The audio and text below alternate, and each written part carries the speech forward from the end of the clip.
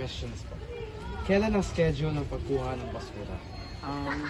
Sa lugar kasi namin, ang schedule ng pagkuha ng basura is every morning siya. Then wala na siyang ang tawag doon? Nakalimutan ko na. Wait lang. Basta every morning. Ang second question po, gaano po kainit ang araw gaano po kainit ang panahon sa araw na ito? Siguro siya, nasa yung na siya, heat stroke yung ng lagay ng init ngayon. Sobrang nakaka-dehydration. Kailangan uminom ng tubig. Third question po. Nakaka-apekto ba ang init sa araw-araw? Nakaka-apekto ba ang init sa araw-araw na pamumuhay mo? For me, hindi naman, kinakaya naman yung, nagtitiis lang, ganyan. Tapos, nasa Pilipinas kasi tayo, kailangan natin magtiis sa init, yan. Laban lang. Fourth question. Gaano kadalas ka makita ng mga basura sa kalye? Siguro araw-araw.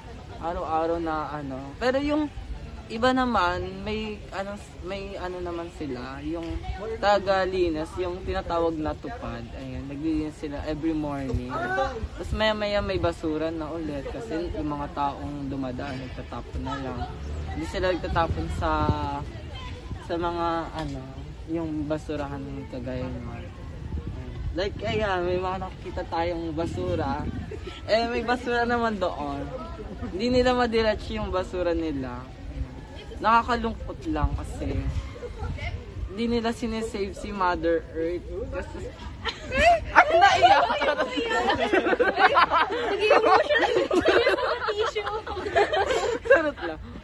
Ayun nga. Ayun, cut nyo na lang doon. Okay lang po. Last question po. Ganun din po yung nakita ka pa rin ba ng street sweepers tuwing ikaw ay lumalabas sa bahay?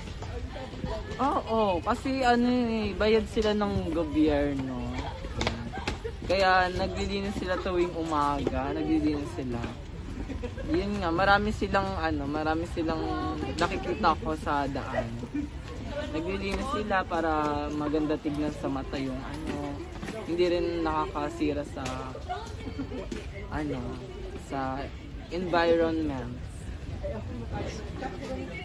Thank you po. Thank you.